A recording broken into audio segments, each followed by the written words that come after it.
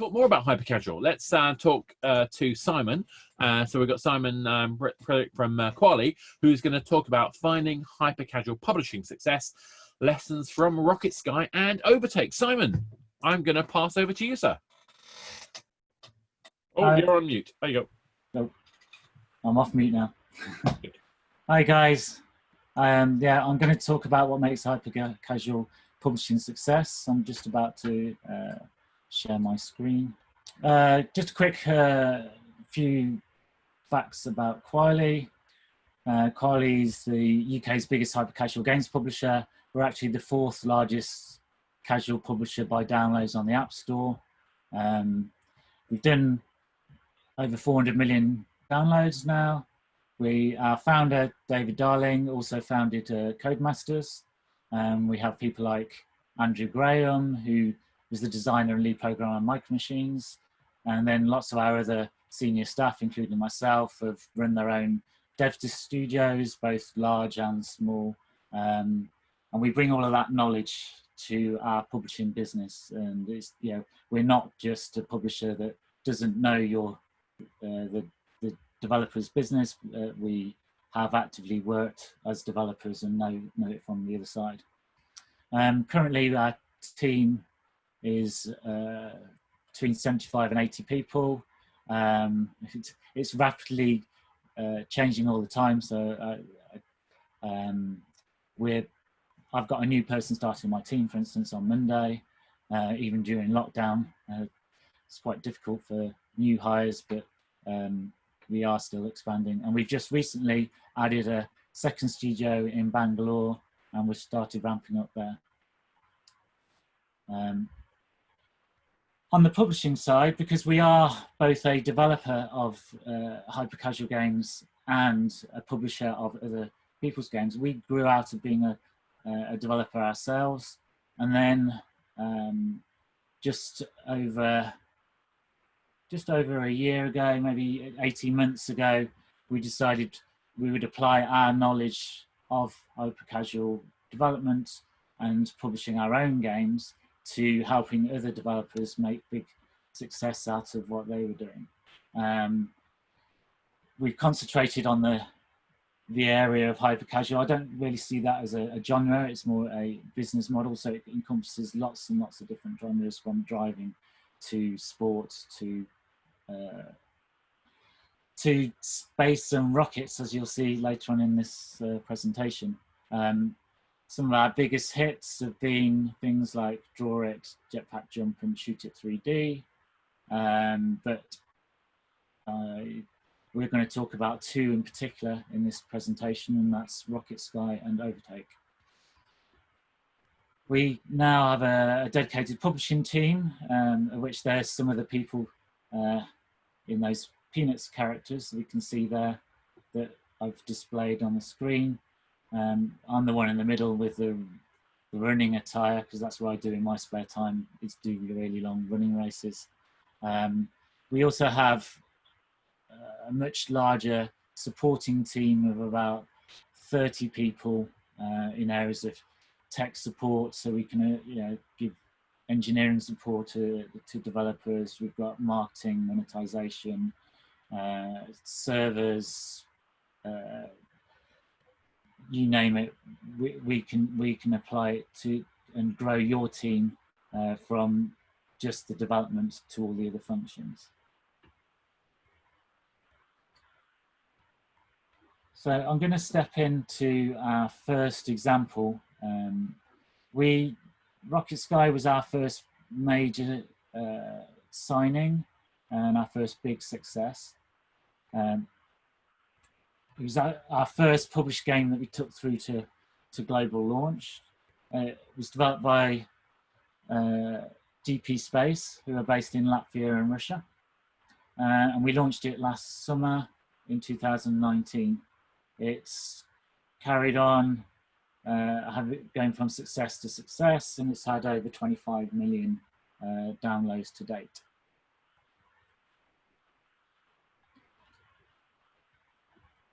When we first got this game, it had simple, compelling gameplay, which is required if you're going to have a Hypercasual hit.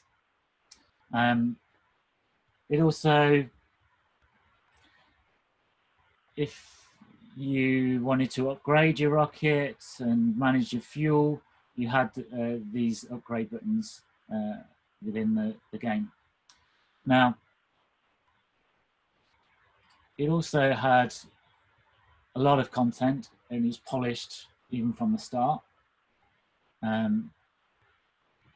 What we did notice when we first tested it, it had amazing retention.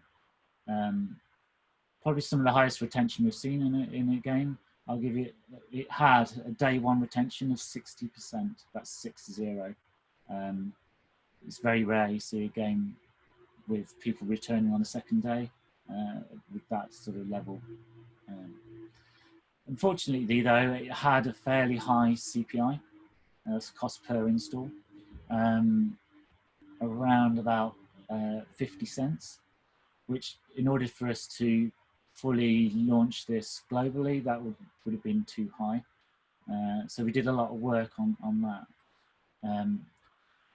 So the first thing that we did is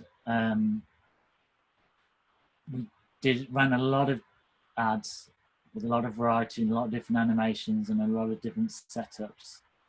So these weren't changes to the game, they were all pointed to the same game. We were rapidly able to iterate changes to the look of the game and its UI just by changing the ads and seeing which ones were more appealing. Once we had that, then it helped us to lower the CPI, okay? And then once we had a lower CPI, we then used a lot of the systems that we were building, including sort of server-based game settings, A/B testing, sophisticated ad mediation, and we developed, alongside this game, our first version of our advanced analytics platform that we have used in all our games since. And then more recently, we've added auto bidding to this game, which allows us to make very, very quick changes to the prices we're bidding on ads in the game, or and accepting bids from various ad placements in the game really quickly.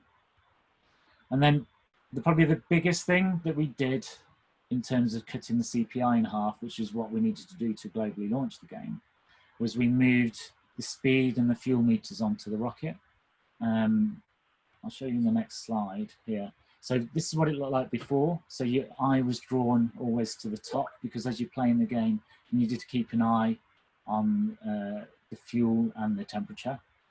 So what we did was move these gauges down onto the rocket. And just by doing that, it helps to concentrate your eye on where the actual gameplay is happening, which is the rocket. And that allowed us to halve the cost per install. Alongside all of these changes, we established our publishing process about working with the DP space, which we've now extended to work with other devs. And part of that is that we have a lot of sort of human touch. It means we have automated systems, and we have a lot of them, but we like to keep that personal touch and feedback going all the way through, from the first time you present a prototype to us to all the way through to a live game like Rocket Sky. The thing where we excel is we've got a real eye for design, as well as monetization, and I think that comes from our track record as a developer, and it has a knock-on effect. Changes to design have effects on the key metrics such as retention, playtime, and all the monetization. Okay. So the results that you saw from all of our improvements to Rocket Sky resulted in the 25 million downloads. Plus, it got #1 free app in 11 countries, including the UK, Australia, and Germany. It was #1 game in the arcade category in 52 different countries. And the last point there is it had a strong return, and this is a financial return for both us and the developer. There's an example of that in the first 6 months. It made such significant profits that the developer had a revenue share well into 6 figures. I can't, obviously, for confidential reasons, go into any more detail than that. Moving on to OverTake. OverTake is a much more recent game. So this is 7 months later than Rocket Sky. We published it in February 2020. During that first month, we had 2 million plus downloads. This is from 0 to over 2 million is very quick in terms of ramping up. And this is one of the things that we've learned, when you've got something that's game changing in terms of a mechanic, and because this game was probably the first truly hyper casual driving game we've seen, where you touch the screen, and when you touch the screen, the car accelerates and then moves over to the left and overtakes the car, and then when you release from the screen, it brakes and moves into the right. So it's a very simple mechanic, but sophisticated movement. This was developed by Prytherch, a very talented developer from Romania. And just to show the sort of speed we went on this game, I think we initially tested it in mid-January. We'd signed the game by the end of January. We soft launched it 2 weeks later. So it was a very fast movement on this game. When we first saw the game, as I mentioned earlier, it was the first truly hyper-casual driving game. We've had our own driving games previous to this, and we've seen other driving games, but nothing that felt truly hyper-casual in the driving genre. It was very satisfying. I mean, those near misses you can see in this animation is what drove you on. That's the thing that felt really satisfying. Being able to overtake and then pull back in just before hitting the oncoming traffic. And it translated well to our video ads. So we were able to get really low CPIs on this. And then combined with the LTV, which is long-term value, which with a high 40+ day one retention, we were able to make good money and scale this very quickly.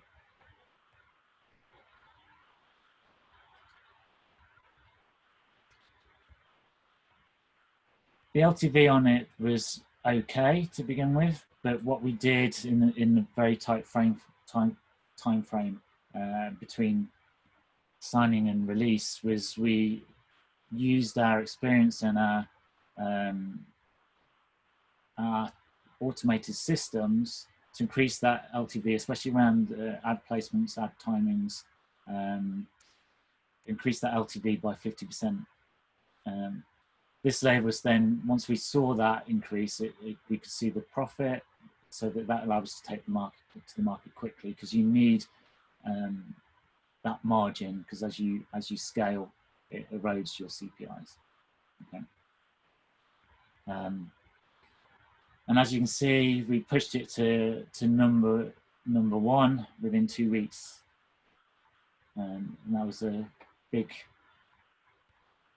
effort from both our teams and the Prytherch teams. And must say big thank you to the developer for that. There was a lot of long hours in being able to do that.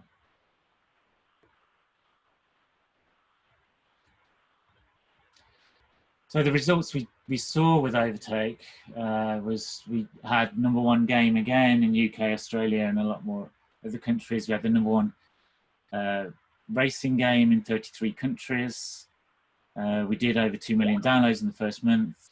And the figure I mentioned earlier, where we changed the day 0 LTV, we saw that LTV carry through to, to further through the life cycle to 48%. So the key learnings we've got from these 2 games and other hit games that we've published are the following. First one's about aligning your vision. We aligned our vision with our devs. So we tend to, when we start working with a developer, we will obviously working closely with them in terms of prototypes from an early stage, and we encourage developers to send us videos even before they've got working builds, and in some cases we do things like CPI tests with a single level, and then once we've got a prototype we test that. But in this case, both of us believe strongly in testing ideas on the sort of live audience and the players on the store. We have learned to trust that, and we test on thousands of users a day, and that the metrics that we get back from that is much more powerful. Data speaks much more powerful than anyone's opinion. What I will say about these 2 devs is they're both mature. What I mean by that is they both produced lots of different games in lots of different genres, not just hyper-casual games. So they understand the development cycle, they understand how to structure their code and how to integrate various SDKs. Which is unusual, and we've developed our own technical support team that help developers that aren't so mature as these developers, to help with maybe a developer that doesn't have as many hit games behind them. The other thing, sorry, I meant to, I'll go back 1 slide, hold on 1 second.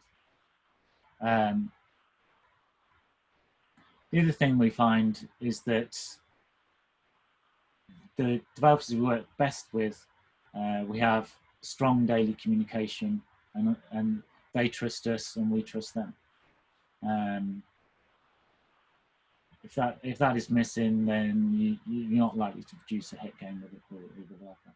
And this is something that we work on a daily basis as a team.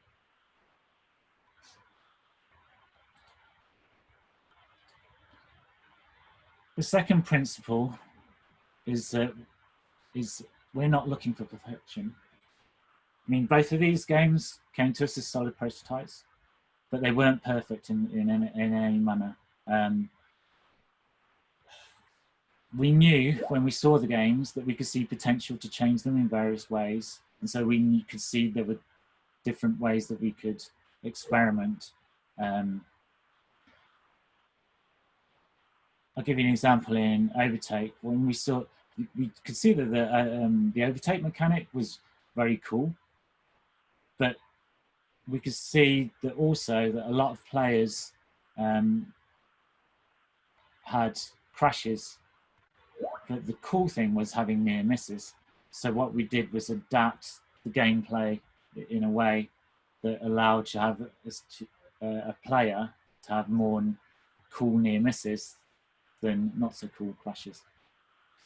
And the final thing is both of these have innovative and sort of cool mechanics. So it's not just about the fact that they look really good in ads. The mechanic that's there is at the time when it was introduced was not seen in many games and felt good for the players. And finally, we've learnt to evolve over time. It's a very fast growing market, hyper-casual. If we didn't evolve and change over time, we would not be the success we are now. As an example, I think when Rocket Sky was first submitted, we only had one person in the publishing team. We've now grown to, by the end of this year, having 25 people in the publishing team, and the larger supporting team is in total probably about 50 people when you count out all the functions. We have now done, as I mentioned earlier, over 400 million downloads as a company. That means we know hyper-casual games inside out, and not just as a publisher. We have developed a lot of our big successes ourselves, so we know what works, and we can advise developers because of this.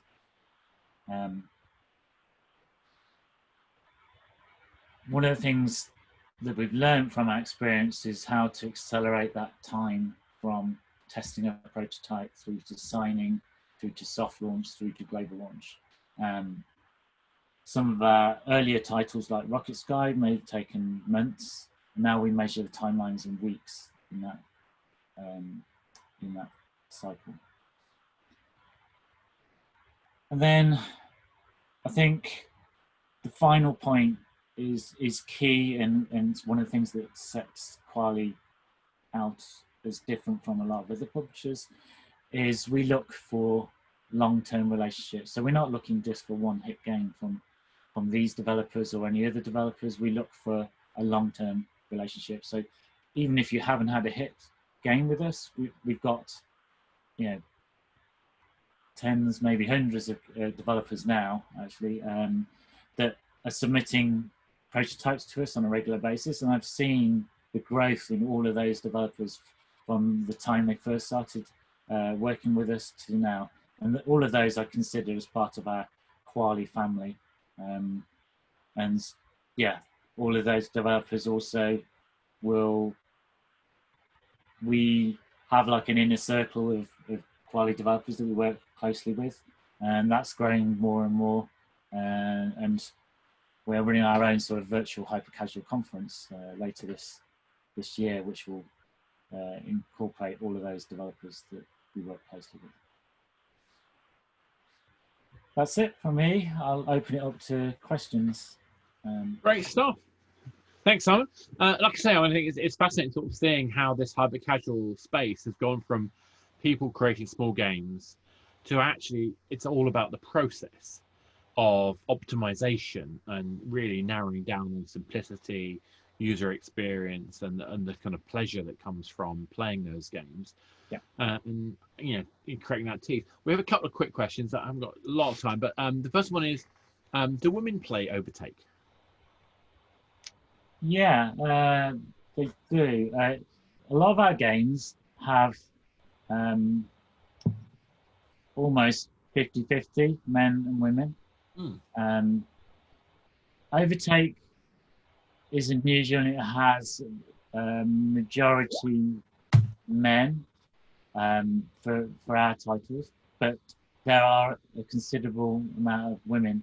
I don't have it in front of me. I think it's about 30%. Okay. Again, I've got some. Oh, there's too many questions now for the time we have available. The next one is: if hyper-casual games are having, if hyper-casual is all about LTV versus customer acquisition cost, yeah, why do you want more games in your portfolio? Why don't you just keep putting your earnings into the same game?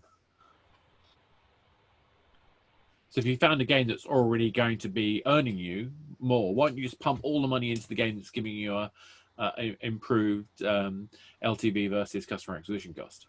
Each game has an amount of scale it can get to based on the number of new people that want to play it. So in order to grow, we one of the reasons is we want to grow a portfolio so that we can pass and we do this already, pass users around from similar games. But another thing is that the players of OverTake aren't necessarily going to want to play Rocket Sky or Draw It or Shoot It 3D. But there will be games that, if you're into puzzle games, you may want to play Shoot It 3D, for instance, where it's a puzzle game. But in answer to your question, we can't just keep piling money into a game. It gets to a level where doesn't matter how much money you put into it. There's only so many people per day that are going to download it. Exactly. And I think there's a life cycle, and it comes down to me that for games that have long-term retention mechanics, it's a lot easier to focus on that one game. But when you're dealing with sort of, snackable content, for want of a better phrase, you're dealing with moments of incident of play. And in those cases, there is, like you say, the scale point and a longevity point and a retention point. And then after a certain point, and I think this is something that Rotem talked about before, is that yes, you might have a low CPI initially, but as you try to get a greater proportion of the people in the game space who want to spend time in your game, they become increasingly difficult to find and increasingly more expensive to find. Yeah, to an extent, we've got games that have been successful for 2 or 3 years, and they're still doing millions and millions of downloads per month. Okay, and these two are prime examples of that. And you continue to invest in them as a result. Whereas you would stop with others, and I actually think there's a risk factor as well. You don't know what the trend is going to end up being, and you don't know what game is going to end up being the one that's going to last for 2-5 years, whatever it might be. And so, as a publisher, you need to sort of spread that risk, don't you? Yeah, and some things come back. Like Draw It was a massive success at the beginning of last year, for instance, and it's had boosts throughout this year, which sometimes is it's hard to see why, but you get trends that resurfacing, if you like. I have so many questions we want to ask you about analytics tools, about your marketing stack, about COVID-19. Yeah. I just can't because of the time. So I will have to say thank you very much for that. Okay, thanks, Oscar. Maybe I'll come back to the next one and talk about those. Yeah, let's talk about that next time. And I look forward to when I see you again in person. Take care, mate.